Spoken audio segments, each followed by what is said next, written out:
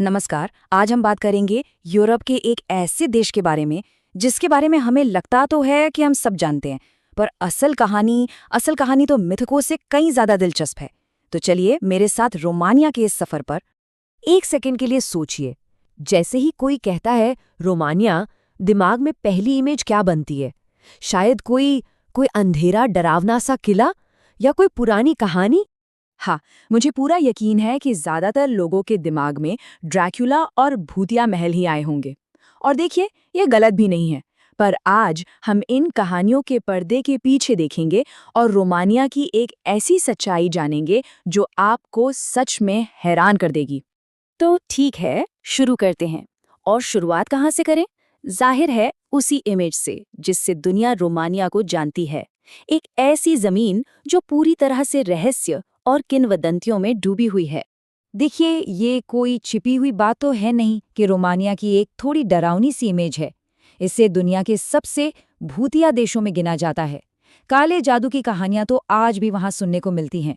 और हाँ, ब्रासोव में जो ड्रैक्युला का कैसल है, वो तो पूरी दुनिया में फेमस है। लेकिन इन सब कहानियों के बीच करीब 2 करोड़ लोगों का एक मॉडर्न और जीता जागता देश भी है। तो चलिए, अब इन पुरानी कहानियों और किंवदंतियों से जरा बाहर निकलते हैं और आज के दौर के उन बड़े बड़े अजूबों को देखते हैं जो रोमानिया में मौजूद हैं। यकीन मानिए, आप चौंक जाएंगे। क्या ये बात किसी ने सोची होगी कि दुनिया की सबसे भारी, सबसे वजनी इमारत रोमानिया की राजधानी बुखारेस्ट में है? ये सिर्फ एक बिल्डिंग नहीं है, ये तो इंजीनियरिंग का एक जीता जागता स्मारक है। जरा इस नंबर को देखिए, 3 अरब यूरो। इस एक इमारत को बनाने में इतना खर्च आया था। ये नंबर खुद ही इसकी विशालता और इसके पीछे के इरादे की कहानी बताता है। अब जरा इसके साइज को इमेजिन करने की कोशिश कीजिए।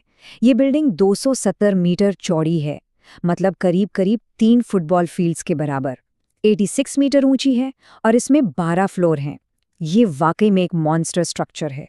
और बात सिर्फ बिल्डिंग्स तक ही सीमित नहीं है। क्या ये पता था कि रोमानिया में दुनिया की सबसे तेज 4G इंटरनेट स्पीड मिलती है?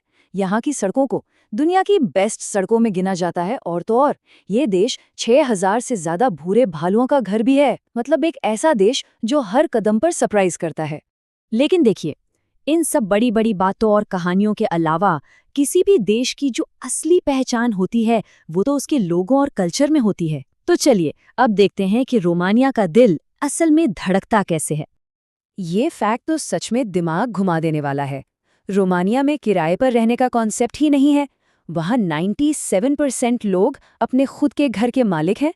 ये उनकी संस्कृति और अपनी जड़ों से जुड़ाव की भावना के बारे में बहुत कुछ कहता है। और जब बात कल्चर की हो रही है, तो रोमानिया के लोगों को सेलिब्रेट करना बहुत पसंद है। वो लोग म्यूजिक के दीवाने हैं और उनके गांव का अपना एक अलग, बहुत ही रूहानी फोक म्यूजिक है। वो पार्टी और डांस के शौकीन हैं और वहाँ मेहमानों का स्वागत पानी से नहीं, वाइन से किया जाता है ना? कमाल की बात। और हाँ, वाइन की बात निकली है तो रोमानिया के लोग इसे काफी सीरियसली लेते हैं। वो पूरे यूरोप में अल्कोहल कंजम्पशन में 5वें नंबर पर आते हैं।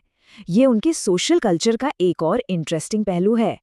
अच्छा, खाने की बात करें तो रोमानिया की नेशनल डिश है सरमाले। ये कीमा, चावल और हर्ब्स को पत्ता गोभी के पत्तों में लपेट कर बनाया जाता है और इसे अक्सर खट्टी क्रीम के साथ सर्व करते हैं। मतलब उनके खाने की परंपरा का एक बहुत ही स्वादिष्ट उदाहरण। तो अब तक हमने जो कुछ भी देखा है उससे एक बात तो बिल्कुल साफ है।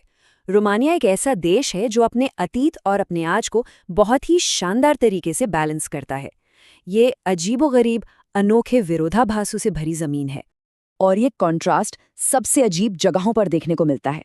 सोचिए, ये एक ऐसा देश है जहां कब्रिस्तान भी रंगीन होते हैं। यहाँ कब्रों को रंग बिरंगे तरीके से सजाया जाता है, जो जिंदगी और मौत को लेकर उनके बिल्कुल अलग और पॉजिटिव नजरिए को दिखाता है। ये स्लाइड इस देश की पूरी कहानी कह देती है ना। एक तरफ है सदियों पुराना लोक संगीत और ड्रैक्युला का कैसल, जो अतीत की कहानियां सुनाते हैं, और दूसरी तरफ है दुनिया का सबसे तेज 4G इंटरनेट और यूरोप की सबसे भारी बिल्डिंग, जो सीधे भविष्य की ओर इशारा करती है। यही तो रोमानिया का असली विरोधाभास और इसकी असली खूबसूरती है। और लिस्ट यहीं खत्म नहीं होती। बुखारेस्ट में दुनिया की सबसे खूबसूरत लाइब्रेरियों में से एक है। एक ओपन एयर म्यूजियम है जो पुराने रोमानिया को जिंदा कर देता है, और नदी किनारे चट्टानों पर तराशी गई शानदार मूर्तियां हैं। मतलब ये एक ऐसा देश है जो आर्ट, हिस्ट्री और नेचर का एक गजब का मिक्सचर है। तो ये सब हमें एक बड़े सवाल पर लाकर छोड़ देता है। किसी भी जगह की असली पहचान क्या होती है? क्या वो उसकी सदियों पुरानी कहानियों, उसके मिथकों में बसती है, या फिर उसकी आज की सच्चाई, उसकी टेक्नोलॉजी और उसके बड़े-बड़े सपनों में? रोमानिया हमें दिखाता है कि शायद असली जवाब इन दोनों के एक साथ खूबसूरती से मौजूद रहने में ही है। अगले बार जब कोई रोमानिया का नाम ले तो शायद ड्रैक्युला से थोड़ा आगे की तस्वीर दिमाग में बनेगी।